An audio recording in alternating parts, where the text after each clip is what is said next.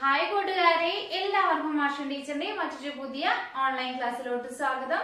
അപ്പൊ ഇന്ന് നമ്മൾ ഡിസ്കസ് ചെയ്യാനായിട്ട് പോകുന്നത് LSS പരീക്ഷ എഴുതുന്ന കൂട്ടുകാർക്ക് യൂസ്ഫുൾ ആവുന്ന ഒരു വീഡിയോയുമായിട്ടാണ് കേട്ടോ. അപ്പൊ നമ്മൾ LSSൽ മാത്സ് എന്ന സബ്ജക്റ്റിലെ ആദ്യത്തെ യൂണിറ്റ് ആണ് ഇന്നത്തെ ക്ലാസ്സിൽ നമ്മൾ ഡിസ്കസ് ചെയ്യുന്നത് കേട്ടോ. ഓക്കെ മക്കളെ, നമ്മുടെ ആദ്യത്തെ യൂണിറ്റ് ഏതായിരുന്നു കൂട്ടുകാർ ഓർക്കുന്നുണ്ടോ? ഏതാണ്? വരകൾ, രൂപങ്ങൾ എന്ന ചാപ്റ്റർ ആയിരുന്നു അല്ലെ. അപ്പൊ നമ്മള് ആ ഒരു പാഠഭാഗത്ത് നമ്മൾ പ്രധാനമായിട്ട് നമ്മൾ മനസ്സിലാക്കേണ്ട ആശയങ്ങൾ എന്തൊക്കെയാ എന്നുള്ള കാര്യങ്ങളാണ് നമ്മൾ ഇന്നത്തെ ക്ലാസ്സിൽ ഡിസ്കസ് ചെയ്യുന്നത്. ഈ ഒരു ക്ലാസ്സിന് ശേഷം നിങ്ങൾക്ക് അടുത്ത ദിവസങ്ങളിലായിട്ട് ആ ഒരു ചാപ്റ്ററുമായിട്ട് റിലേറ്റ് ചെയ്തിട്ടുള്ള ക്വസ്റ്റ്യൻസ് ഒക്കെ നമ്മൾ പ്രൊവൈഡ് ചെയ്യുന്നതായിരിക്കും കേട്ടോ.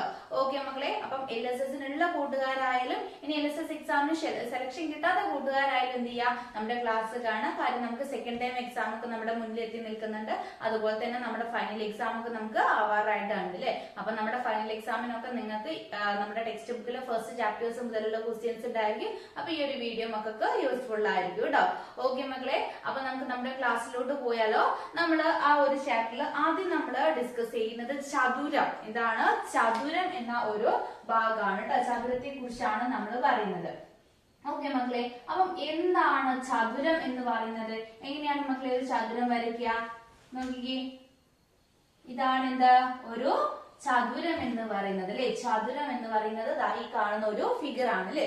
ഓക്കെ മക്കളെ, എന്തൊക്കെ പ്രത്യേകതകളാണ് ചതുരത്തിനുള്ളത് മക്കളെ? എത്ര വശങ്ങളുണ്ട്? 1 2 3 4 അല്ലെ. 4 വശങ്ങളുള്ള ഒരു രൂപമാണ് എന്തെന്ന് പറയുന്നത്? ചതുരം എന്ന് പറയുന്നത് അല്ലെ. 4 വശങ്ങളും അതോടൊപ്പം തന്നെ 1 2 3 4 4 മൂലകളുമുള്ള ഒരു രൂപമാണ്, ഒരു സമൃദ്ധ രൂപമാണ് എന്താ ചതുരം എന്ന് പറയുന്നത് അല്ലെ. സമൃദ്ധം എന്ന് പറഞ്ഞാൽ എന്താണ്? അടഞ്ഞ രൂപം അല്ലെ. നോക്കിയേ, ക്ലോസ്ഡ് അല്ലേ ഇത്. അപ്പൊ 4 വശങ്ങളും 4 മൂലകളുമുള്ള ഒരു അടഞ്ഞ രൂപമാണ് എന്തെന്ന് പറയുന്നത്? ചതുരം എന്ന് പറയുന്നത് അല്ലെ. 4 വശങ്ങളുണ്ട്, അതുപോലെ തന്നെ 4 മൂലകളുണ്ട്. അപ്പൊ ഇനി എന്തൊക്കെ പ്രത്യേകതകളാണ് മക്കളെ ഉള്ളത്? നോക്കിക്കേ, ഇവിടെ നമ്മൾ ഈ 2 നമ്പർ ഇട്ടിട്ടുള്ള വശവും അതുപോലെ തന്നെ 4 നമ്പർ ഇട്ടിട്ടുള്ള വശവും അവ എന്താണ്? എതിർവശങ്ങളാണ് അല്ലെ. ഈ എതിർവശങ്ങൾ എന്തായിരിക്കും മക്കളെ? തുല്യമായിരിക്കും. ഇവിടെ നമ്മൾ 1 നമ്പർ കൊടുത്തിട്ടുള്ള ഈ ഒരു വശവും 3 നമ്പർ കൊടുത്തിട്ടുള്ള ഈ ഒരു വശം എന്താണ് മക്കളെ? ഈക്വൽ ആയിരിക്കും അല്ലെ. അതായത് ഓപ്പോസിറ്റ് സൈഡ്സ് എന്താണ്? ഈക്വൽ ആണ് അല്ലെ. എതിർവശങ്ങൾ തുല്യമായിരിക്കും. അപ്പോൾ ചതുരത്തിന്റെ പ്രത്യേകത നമ്മൾ പറഞ്ഞു, 4 വശങ്ങളുണ്ട്, 4 മൂലകളുമുള്ള ഒരു സമൃദ്ധ രൂപമാണ് ചതുരം എന്ന് പറയുന്നത്. അതുപോലെ തന്നെ എതിർവശങ്ങൾ എന്തായിരിക്കും മക്കളെ? തുല്യമായിരിക്കും. ഓക്കെ മക്കളെ, പിന്നെ അതുപോലെ തന്നെ അതിലുള്ള മറ്റൊരു പ്രത്യേകതയാണ് അടുത്തടുത്തുള്ള വരകൾ കുത്തനെ ആയിരിക്കും അല്ലെ. നോക്കിക്കേ, ഈ ഒരു വരയുടെ അടുത്തുള്ള വര ഏതാണ്? ഈ ഒരു വരയല്ലേ. ഇവ തമ്മിൽ എങ്ങനെയാണ്? കുത്തനെയല്ലേ. ഈ വരയ്ക്ക് കുത്തനെയായിട്ടാണ് ഇതിന്റെ തൊട്ടടുത്ത വരയുള്ളത് അല്ലെ. അതുപോലെ തന്നെ ഈ ലൈന് കുത്തനെയായിട്ടാണ് അതിന് തൊട്ടടുത്തുള്ള വരകൾ ഉള്ളത് അല്ലെ. അപ്പം ഇതേ രീതിയിലാണ് എന്ത് മക്കളെ ഒരു ചതുരം എന്ന് പറയുന്നത്.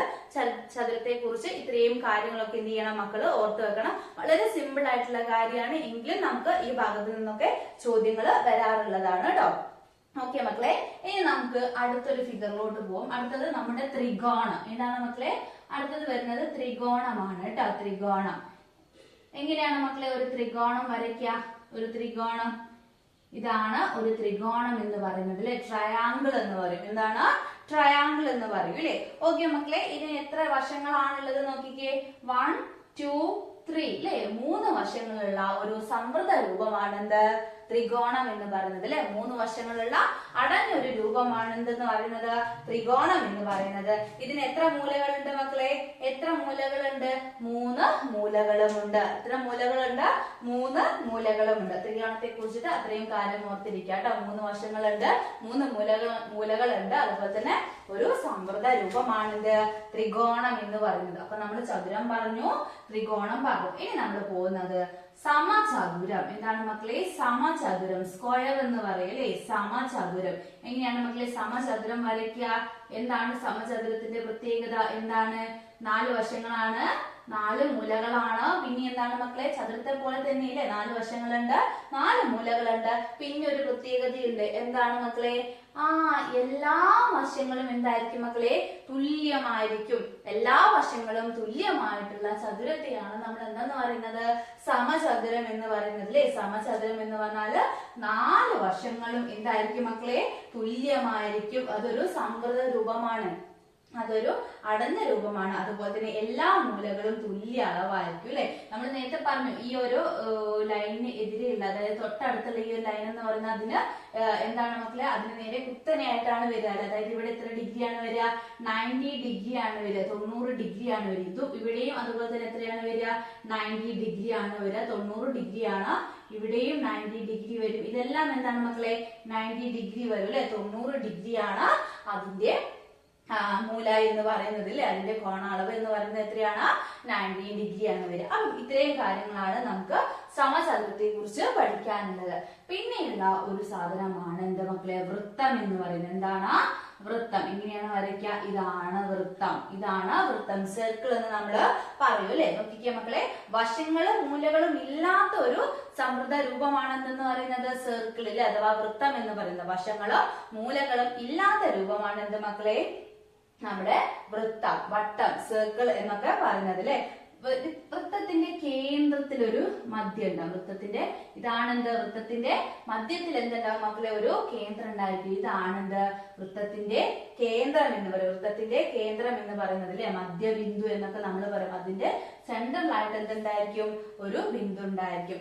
അതുപോലെ തന്നെ ആ ബിന്ദുവിലേക്കുള്ള അകലം ഏത് സൈഡിൽ നിന്ന് നോക്കിയാലും എന്തായിരിക്കും? ഈക്വൽ ആയിരിക്കും. നമ്മുടെ ഈ വൃത്തത്തിന്റെ സെന്ററിലായിട്ടാണ് ഇവിടെ ഒരു പോയിന്റ് ഉള്ളത് കേട്ടോ, ഒരു മധ്യ ബിന്ദു ഉള്ളത്. ഇപ്പൊ ഇവിടെ നിന്ന് ഇങ്ങോട്ട് എടുക്കുന്ന ലെങ്ത്തും അതുപോലെ തന്നെ ഇവിടെ നിന്ന് ഇങ്ങോട്ടേക്കുള്ള അകലവും ഇവിടെ നിന്ന് ഇങ്ങോട്ടുള്ള അകലം, അങ്ങനെ ഏത് സൈഡിൽ വൃത്തത്തിൽ നിന്ന് ഈ ഒരു സെന്ററിലുള്ള ഈ ഒരു പോയിന്റിലേക്കുള്ള അകലം എന്തായിരിക്കും മക്കളെ? എവിടുന്ന് നോക്കിയാലും തുല്യമായിരിക്കും. ഏത് സൈഡിൽ നിന്ന് നോക്കിയാലും ആ അളവ് എന്തായിരിക്കും മക്കളെ? തുല്യമായിരിക്കും. അപ്പൊ നമ്മൾ പറഞ്ഞു വശങ്ങളും മൂലകളും ഒന്നും ഇല്ലാത്ത ഒരു സമൃദ്ധ രൂപമാണ് എന്താ? വൃത്തം അഥവാ സർക്കിൾ, വട്ടം എന്നൊക്കെ പറയുന്നത്. അപ്പൊ അതൊന്ന് ഓർത്തിരിക്കുക കേട്ടോ. ഓക്കെ മക്കളെ, ഇനി നമ്മൾ പോകുന്ന മറ്റൊരു ഭാഗം എന്ന് പറയുന്നത് സമചതുരക്കട്ടയിലേക്കാണ്. സമചതുരക്കട്ട, ക്യൂബ്, സമചതുരക്കട്ട കേട്ടോ. സമചതുരക്കട്ട. ഈ എല്ലാ ഫിഗറിന്റെയും പ്രത്യേകതകൾ എന്താണെന്ന് മക്കൾ ഓർത്തിരിക്കണം കേട്ടോ. ഇത് വെച്ചിട്ട് നമുക്ക് എന്ത് വരാറുണ്ട്? ക്വസ്റ്റ്യൻസ് വരാറുണ്ട്. ഓക്കെ, അപ്പൊ സമചതുരക്കട്ട, സമചതുരക്കട്ട റഫായിട്ട് നമുക്കൊന്ന് ജസ്റ്റ് വരച്ചു നോക്കാം അല്ലെ. സമചതുരക്കട്ട, സമചതുരക്കട്ടയാണ്, ചതുരക്കട്ടയല്ല, സമചതുരക്കട്ടയാണ്. ഓക്കെ മക്കളെ, ഇതെന്താണ്? ഒരു സമചതുരക്കട്ടയാണ്. എന്തൊക്കെ പ്രത്യേകതകളാണ് മക്കളെ ഇതിനുള്ളത്? 6 വശങ്ങൾ ഉണ്ടായിരിക്കും അല്ലെ. 6 വശങ്ങൾ ഉണ്ടായിരിക്കും. എത്ര വശങ്ങൾ ഉണ്ടായിരിക്കും മക്കളെ? 6 വശങ്ങൾ. നോക്കിക്കേ, ഇവിടെ നമുക്ക് ഒരു സൈഡിൽ ഒരു വശം, 2, 3, 4, 5, 6 അല്ലെ. 6 വശങ്ങൾ ഉണ്ടായിരിക്കും. അതുപോലെ തന്നെ 8 മൂല ഉണ്ടായിരിക്കും. എത്ര മൂലകളുണ്ട് മക്കളെ? 8 മൂലകളുണ്ട്. കൗണ്ട് ചെയ്ത് നോക്കിക്കേ, 1 2 3 4 5 6 7 8 അല്ലെ. 6 വശങ്ങൾ ഉണ്ടായിരിക്കും. അതുപോലെ തന്നെ 8 മൂലകളും ഉണ്ടായിരിക്കും. പിന്നെ 12 വക്കുകൾ ഉണ്ടായിരിക്കും. എത്ര വക്കുകൾ ഉണ്ടായിരിക്കും മക്കളെ? 12 വക്കുമുള്ള ഒരു ത്രിമാന രൂപമാണ് എന്തെന്ന് പറയുന്നത്? സമചതുരക്കട്ട എന്ന് പറയുന്നത്. 6 വശങ്ങളും 8 മൂലകളും 12 വക്കുകളുമുള്ള ഒരു ത്രിമാന രൂപം, ചതുരത്തിന്റെ ത്രിമാന രൂപത്തെയാണ് നമ്മൾ എന്തെന്ന് പറയുന്നത്? സമചതുര കട്ട എന്ന് പറയുന്നത് അല്ലെ. സമചതുരത്തിന്റെ ത്രിമാന രൂപം കേട്ടോ. അപ്പൊ സമചതുരത്തിന്റെ ത്രിമാന രൂപമാണ് എന്തെന്ന് പറയുന്നത്? സമചതുരക്കട്ട എന്ന് പറയുന്നത് കേട്ടോ. സമചതുരത്തിന്റെ ത്രിമാന രൂപമാണ് സമചതുരക്കട്ട. 6 വശം, 8 മൂല, 12 വാക്ക്. ഓർത്തിരിക്കാൻ മക്കളെ. പിന്നെ ഇതുമായിട്ട് റിലേറ്റ് ചെയ്തിട്ടുള്ള ഡീറ്റെയിൽഡ് ആയിട്ടുള്ള നോട്ടൊക്കെ നമ്മുടെ ഓൺലൈൻ ട്യൂഷൻ ക്ലാസ്സിൽ ജോയിൻ ചെയ്യുന്ന കൂട്ടുകാർക്ക് അവൈലബിൾ ആയിരിക്കും കേട്ടോ. അപ്പൊ നമ്മുടെ ട്യൂഷനിൽ ജോയിൻ ചെയ്യാൻ താല്പര്യമുള്ള കൂട്ടുകാരുണ്ടെങ്കിൽ എന്ത് ചെയ്യാം, നമുക്ക് നമ്മുടെ വാട്സപ്പിലെ നമ്പറിലോട്ട് നിങ്ങൾക്ക് മെസ്സേജ് അയക്കാവുന്നതാണ്. നമ്പർ ഇവിടെ കൊടുക്കാം കേട്ടോ. 8589823710 കേട്ടോ. ഈ ഒരു നമ്പറിലേക്ക് നിങ്ങൾക്ക് വാട്സപ്പിൽ മെസ്സേജ് ചെയ്യാവുന്നതാണ് കേട്ടോ. ഓക്കെ മക്കളെ, അപ്പൊ നമുക്ക് എന്ത് ചെയ്യാം, ഇനി അടുത്തൊരു ഭാഗത്തേക്ക് പോകാം. അപ്പൊ നമ്മൾ എന്താണ് ഇപ്പം പറഞ്ഞിട്ടുള്ളത്? സമചതുരക്കട്ടയാണ് പറഞ്ഞിട്ടുള്ളത് അല്ലെ. ഇനി നമുക്ക് ചതുരക്കട്ടയാണ് ഡിസ്കസ് ചെയ്യാനുള്ളത് കേട്ടോ. എന്താണ്? ചതുരക്കട്ട കേട്ടോ. ചതുരക്കട്ട. ഇപ്പൊ നമ്മൾ സമചതുരക്കട്ടയാണ് പറഞ്ഞിട്ടുള്ളത്. ഇനി എന്താണ് മക്കളെ? ചതുരക്കട്ടയാണ് നമുക്ക് ഡിസ്കസ് ചെയ്യാനായിട്ടുള്ളത് കേട്ടോ. ഓക്കെ, അപ്പൊ നമുക്ക് എന്ത് ചെയ്യാം, ഒരു ചതുരക്കട്ട വരയ്ക്കാം.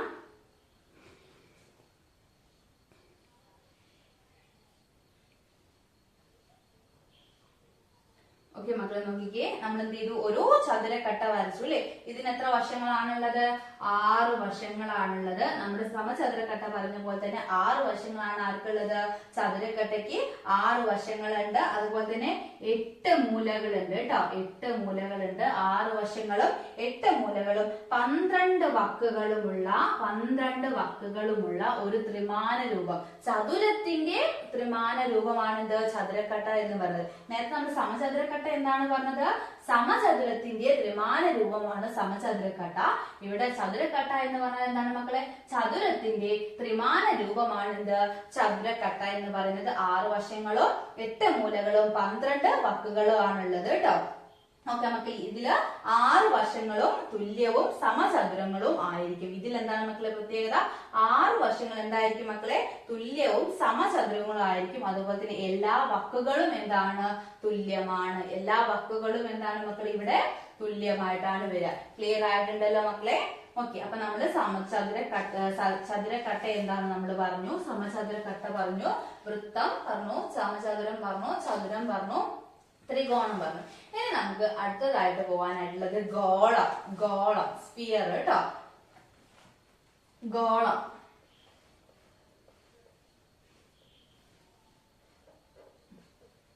ഓക്കെ, എന്താണ് മക്കളെ? ഒരു ഗോളമാണല്ലേ. എന്തൊക്കെയാണ് ഗോളത്തിന്റെ പ്രത്യേകത എന്ന് പറയുന്നത്? ഒരു മുഖം മാത്രമുള്ള ത്രിമാന ജാമിതീയ രൂപമാണ് എന്ത്? ഗോളം എന്ന് പറയുന്നത്. അതിന് വൃത്താകൃതിയാണ് കേട്ടോ. എന്താണ് മക്കളെ ആകൃതി വരുന്നത്? വൃത്താകൃതിയാണ്. ഈ ഗോളത്തിന് എന്തില്ല മക്കളെ? വക്കുകളില്ല. മൂലകളുണ്ടോ? മൂലകളും ഇല്ല അല്ലെ. അതുപോലെ തന്നെ ഈ ഗോളം നമുക്ക് എന്ത് ചെയ്യാം? എല്ലാ ദിശയിലേക്ക് നമുക്ക് ഒരുപോലെ ഉരുട്ടാനായിട്ട് കഴിയും കേട്ടോ. അപ്പൊ നമുക്ക് വക്കുകളോ മൂലകളോ ഒന്നും തന്നെ എന്തിനില്ല? ഗോളങ്ങൾക്കില്ല. വൃത്താകൃതിയിലാണ്. നമുക്ക് എന്ത് ചെയ്യാം? എല്ലാ ദിശയിലേക്ക് നമുക്ക് എന്ത് ചെയ്യാം? അതിനെ ഉരുട്ടാവുന്നതാണ് അല്ലെ. ഒരേ ഒരു മുഖം മാത്രമേ ഉള്ളൂ ഈ ഒരു ജാമിതീയ രൂപത്തിന്. ഓക്കെ, ക്ലിയർ ആയിട്ടുണ്ടല്ലോ. ഇനി നമുക്ക് അതിലുള്ളത് വൃത്തസ്തൂപികയാണ് കേട്ടോ. എന്താണ്? വൃത്തസ്തൂപിക കേട്ടോ. വൃത്തസ്തൂപിക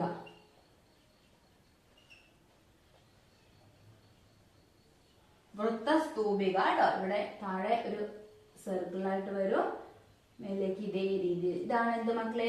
വൃത്തസ്തൂപിക എന്ന് പറയുന്നത് കേട്ടോ. കാണുന്ന പറയും വൃത്തസ്തൂപിക. നോക്കിക്കേ മക്കളെ, ഒരു ത്രിമാന ജാമിതീയ രൂപമാണ് എന്തെന്ന് പറയുന്നത്? വൃത്തസ്തൂപിക എന്ന് പറയുന്നത്. അതുപോലെ തന്നെ വൃത്തസ്തൂപികയുടെ പാദം അല്ലെ, അതായത് നമ്മുടെ ഈ ഒരു അടിവശം ഏതിലായിരിക്കും മക്കളെ? വൃത്തത്തിലായിരിക്കും അല്ലെ. വൃത്തസ്തൂപികയുടെ പാദം അഥവാ അടിവശം എന്ന് പറയുന്നത് എന്തായിരിക്കും? വൃത്തത്തിലായിരിക്കും. അതുപോലെ തന്നെ വൃത്തസ്തൂപികയുടെ മുകളറ്റത്തുള്ള ഏക പോയിന്റ്, അതായത് ഈ ഒരു പോയിന്റിനെയാണ് ശീർഷം എന്ന് പറയുന്നത് കേട്ടോ. ശീർഷം എന്ന് പറയുന്നത് ഈ ഒരു പോയിന്റിനെയാണ്. Okay, clear ആയിട്ടുണ്ടല്ലോ. പാദം എങ്ങനെയായിരിക്കും?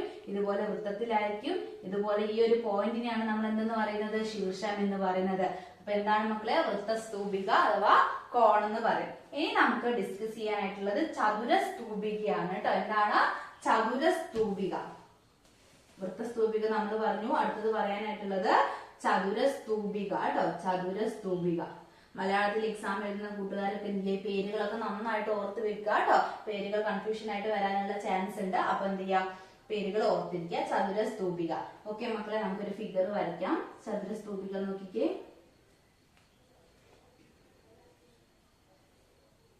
ഇതാണ് എന്ത് വരിക? ചതുരസ്തൂപിക വരിക അല്ലെ. ചതുരസ്തൂപിക. ഓക്കെ മക്കളെ, അതിന്റെ പാദം എങ്ങനെയാണ്? പാദം ചതുരമായിട്ടുള്ള, ഇതാണ് അതിന്റെ പാദം വരിക. പാദം എങ്ങനെയാണ്? ചതുരമായിട്ട് വരുന്ന സ്തൂപികയാണ്. അതുപോലെ തന്നെ എത്ര വശങ്ങളുണ്ട് മക്കളെ? 5 വശങ്ങൾ ഉണ്ടായിരിക്കും. 8 വക്കുകൾ കേട്ടോ. 5 വശം അതുപോലെ തന്നെ 8 വക്ക്. 5 വശം അതുപോലെ തന്നെ 8 വക്കുമുള്ള ഒരു രൂപമാണ് എന്ത്? ചതുരസ്തൂപിക എന്ന് പറയുന്നത്. പിന്നെയുള്ളത് സമചതുരസ്തൂപികയാണ്. സമചതുരസ്തൂപികയാണ്. പിന്നെ നമുക്ക് പഠിക്കാനായിട്ടുള്ളത് സമചതുരസ്തൂപിക. അപ്പൊ അതിന്റെ അടിവശം എന്ന് പറയുന്നത് അല്ലേ, അടിവശം എന്ന് പറയുന്ന പാദം എന്ന് പറയുന്നത് എങ്ങനെയായിരിക്കും മക്കളെ? പാദം എന്ന് പറയുന്നത് എങ്ങനെയാണ്? സമചതുരമായിട്ടായിരിക്കും. ഇവിടെ നമ്മൾ ചതുരായിട്ടാണ് വരച്ചത്. ഇവിടെ എങ്ങനെയായിരിക്കും ഉണ്ടായിരിക്കുക? ഇവിടെ ചതുരായിട്ടാണ് വരച്ചത്. ഇവിടെ നമുക്ക് സമചതുരായിട്ടാണ് അതിന്റെ പാദം ഉണ്ടായിരിക്കുക. അതുപോലെ തന്നെ 5 വശങ്ങൾ ഉണ്ടായിരിക്കും കേട്ടോ. 5 വശങ്ങൾ ഉണ്ടായിരിക്കും. വശം എത്രയാണ്? 5 വശങ്ങൾ ഉണ്ടായിരിക്കും. അതിനും 8 വക്കുകളാണ് ഉണ്ടാവുക. എത്ര വക്കുകളാണ് ഉണ്ടായിരിക്കുക? 8 വക്കുകളാണ് ഉണ്ടായിരിക്കുക കേട്ടോ. ഓക്കെ മക്കളെ, ക്ലിയർ ആയിട്ടുണ്ടല്ലോ. ഇനി നമുക്ക് ഒന്നുകൂടി പഠിക്കാനുണ്ട്, സാമാന്തരികം. എന്താണ് സാമാന്തരികം? വളരെ സിമ്പിൾ ആണ് കേട്ടോ. സാമാന്തരികം എങ്ങനെയാണ് മക്കളെ വരയ്ക്കുക? ഇതാണ് എന്തെന്ന് പറയുന്നത്? സാമാന്തരികം എന്ന് പറയുന്നത്. എത്ര വശങ്ങൾ ഉണ്ടായിരിക്കും മക്കളെ? 4 വശങ്ങൾ ഉണ്ടായിരിക്കും. എത്ര മൂലകൾ ഉണ്ടായിരിക്കും? 4 മൂലകൾ ഉണ്ടായിരിക്കും. അതുപോലെ തന്നെ എതിർവശങ്ങൾ നമ്മൾ നേരത്തെ പറഞ്ഞു, ചതുരത്തിന്റെ കേസിൽ പറഞ്ഞു അല്ലെ, എതിർവശങ്ങൾ എന്തായിരിക്കും മക്കളെ? എതിർവശങ്ങൾ തുല്യവും തുല്യ അളവും അതുപോലെ തന്നെ സമാന്തരവുമായിരിക്കും. ഈ ഒരു വരയ്ക്ക് പാരലായിട്ടാണ് ഈ ഒരു വര ഉണ്ടായിരിക്കുക. അല്ലെങ്കിൽ 2 വരകൾ എങ്ങനെയാണ് മക്കളെ? സമാന്തരമായിട്ടാണുള്ളത്. അതുപോലെ തന്നെ അവ എന്താണ്? തുല്യവുമായിരിക്കും എന്ന് പറഞ്ഞു. എതിർമൂലകൾ എങ്ങനെയായിരിക്കും? തുല്യ അളവ് ഉള്ളവയായിരിക്കും കേട്ടോ. പക്ഷെ 4 മൂലകൾ എന്തല്ല? തുല്യമല്ല. എതിർമൂലകൾ എന്തായിരിക്കും? തുല്യമായിരിക്കും എന്നാ പറഞ്ഞിട്ടുള്ളത്. 4 മൂലകൾ എന്തല്ല മക്കളെ? തുല്യമായിരിക്കില്ല. ക്ലിയർ ആയിട്ടുണ്ടല്ലോ. അപ്പൊ നമ്മൾ എന്ത് പറഞ്ഞു? സാമാന്തരികത്തിന്റെ പ്രത്യേകതയും പറഞ്ഞു. പിന്നെ നമുക്ക് അവിടെ ഡിസ്കസ് ചെയ്യാനുള്ള മറ്റൊരു കാര്യമാണ് ടാൻഗ്രാം എന്ന് പറയുന്നത് കേട്ടോ. എന്താണ് ടാൻഗ്രാം എന്ന് പറയാം? അത് ഓർത്തിരിക്കുക കേട്ടോ. അത് വെച്ചിട്ട് നമുക്കൊരു ചോദ്യം ഉണ്ട്, നമുക്ക് വരുന്ന ക്ലാസ്സിൽ ക്വസ്റ്റ്യൻസ് ഡിസ്കസ് ചെയ്യുന്ന സമയത്ത് നമുക്ക് പറയാം കേട്ടോ. ഓക്കെ മക്കളെ, എന്താണ് ഈ ടാൻഗ്രാം എന്ന് പറയുന്നത്? നമ്മുടെ ഒരു സമചതുരത്തിൽ നിന്ന് നിശ്ചിത രീതിയിൽ വെട്ടിയെടുക്കുന്ന 7 ചിത്രം രൂപങ്ങൾ ചേർന്നതാണ് ടാൻഗ്രാം എന്ന് പറയുന്നത് കേട്ടോ. എത്ര ചിത്രമാണ്? 7 കേട്ടോ. 7 ചിത്രം രൂപങ്ങൾ ചേർന്നതാണ് ടാൻഗ്രാം എന്ന് പറയുന്നത്. അതിൽ 5 ത്രികോണങ്ങള്, ഒരു സമചതുരം, ഒരു സാമാന്തരികം എന്നിവ ചേർന്നതാണ് ഈ രൂപങ്ങൾ എന്ന് പറയുന്നത് കേട്ടോ. എത്ര ത്രികോണമാണ്? 5 ത്രികോണം, ഒരു സമചതുരം, ഒരു സാമാന്തരികം എന്നിവ ചേർന്നതാണ് ഈ രൂപങ്ങൾ എന്ന് പറയുന്നത്. അപ്പൊ ടാൻഗ്രാം ഓർത്തിരിക്കുക. എത്ര ചിത്രങ്ങളാണ്? 7 ചിത്രങ്ങളാണ് ഉണ്ടാവുക. 5 എണ്ണം ത്രികോണം, ഒരു സമചതുരം, അതുപോലെ തന്നെ ഒരു സാമാന്തരികം. അതിനെയാണ് നമ്മൾ ടാൻഗ്രാം എന്ന് പറയുന്നത് കേട്ടോ. ഓക്കെ മക്കളെ, പിന്നെ ഇവിടെ നമുക്ക് ചുറ്റളവ് എന്താണെന്നുള്ള കൺസെപ്റ്റ് കൂടി മക്കൾ ഈ ഒരു പാഠഭാഗത്ത് ഓർത്തിരിക്കുക. എന്താണ് മക്കളെ ചുറ്റളവ് എന്ന് പറയുന്നത്? ആകെ വശങ്ങളുടെ നീളത്തെയാണ് നമ്മൾ എന്ത് പറയുന്നത്? ചുറ്റളവ്. ഈ ഒരു ചതുരം എടുക്കുകയാണ്. ചതുരത്തിന്റെ ചുറ്റളവ് എന്ന് പറയുന്നത് എന്താണ്? എല്ലാ വശങ്ങളുടെയും നീളം തമ്മിൽ ആഡ് ചെയ്യുന്നതിനെയാണ് നമ്മൾ എന്തെന്ന് പറയുന്നത്? അതിന്റെ ചുറ്റളവ് എന്ന് പറയുന്നത് അല്ലെ. അതായത് ചുറ്റളവ് എന്ന് പറഞ്ഞാൽ എന്താണ്? 2 പ്രാവശ്യത്തെ നമ്മള് 2 പ്രാവശ്യം നീളം കൂട്ടുക, 2 പ്രാവശ്യം ഇതും കൂട്ടണം, വീതിയും കൂട്ടിയാൽ എന്ത് കിട്ടും? നമുക്ക് ചുറ്റളവ് എന്ന് കിട്ടും അല്ലെ. ചുറ്റളവ് എന്ന് പറയുന്ന സമയത്ത് ചുറ്റിലുമുള്ള അളവ് എന്നുള്ള കൺസെപ്റ്റ് നിങ്ങൾക്ക് ഉണ്ടായാൽ മതി. അപ്പം ചതുരത്തിന്റെ ചുറ്റളവ് കാണണം, അതുപോലെ തന്നെ സമചതുരത്തിന്റെ ചുറ്റളവും കാണാനായിട്ട് പറയൂട്ടോ. സമചതുരാകുമ്പോൾ നമുക്ക് എന്ത് ചെയ്താൽ മതി? 4 ഇൻറ്റു ഒരു വശത്തിന്റെ നീളം ചെയ്താൽ മതി അല്ലെ. 4 ഇൻറ്റു 4 വശങ്ങളല്ലേ ഉണ്ടാവുക. അപ്പൊ 4 ഗുണിക്കണം ഒരു വശത്തിന്റെ ലെങ്ത് എത്രയാണോ അത് ചെയ്താൽ നമുക്ക് എന്ത് കിട്ടും? അതിന്റെ ചുറ്റളവ് കിട്ടും കേട്ടോ. ഓക്കെ മക്കളെ, അപ്പം ഇത്രയും കാര്യങ്ങളാണ് പ്രധാനമായിട്ട് നമുക്ക് ആ ഒരു ചാപ്റ്ററിൽ പഠിക്കാനായിട്ടുള്ള കാര്യങ്ങൾ. ഇത്ര കൺസെപ്റ്റുകൾ മക്കൾ അറിഞ്ഞിരിക്കുക. ഇനി നമുക്ക് എന്ത് ചെയ്താൽ മതി? ഈ ചാപ്റ്ററിലെ നമുക്ക് കൂടുതൽ ക്വസ്റ്റ്യൻസ് ഒക്കെ ഡിസ്കസ് ചെയ്താൽ മക്കൾക്ക് ആ ഒരു ചാപ്റ്റർ ക്ലിയർ ആയിട്ട് മനസ്സിലാവും. പിന്നെ ഏത് രീതിയിൽ നിന്നും ആ ഒരു ചാപ്റ്ററിൽ നിന്ന് ക്വസ്റ്റ്യൻസ് വരികയാണെങ്കിൽ മക്കൾക്ക് അത് അറ്റൻഡ് ചെയ്യാനായിട്ട് പറ്റും. അപ്പൊ കൂടുതൽ LSS റിലേറ്റഡ് ആയിട്ടുള്ള ക്ലാസ്സുകളൊക്കെ നിങ്ങൾക്ക് ആവശ്യമാണെങ്കിൽ നിങ്ങൾക്ക് നമ്മുടെ ഓൺലൈൻ ട്യൂഷൻ ക്ലാസ്സിൽ ജോയിൻ ചെയ്യാവുന്നതാണ്. താല്പര്യമുള്ള കൂട്ടുകാരുണ്ടെങ്കിൽ സ്ക്രീനിൽ കാണുന്ന നമ്പറിൽ നിങ്ങൾക്ക് കോൺടാക്ട് ചെയ്യാവുന്നതാണ്. ഓക്കെ മക്കളെ, അപ്പൊ നമുക്ക് മറ്റൊരു പുതിയ ക്ലാസ്സുമായിട്ട് വീണ്ടും കാണാം.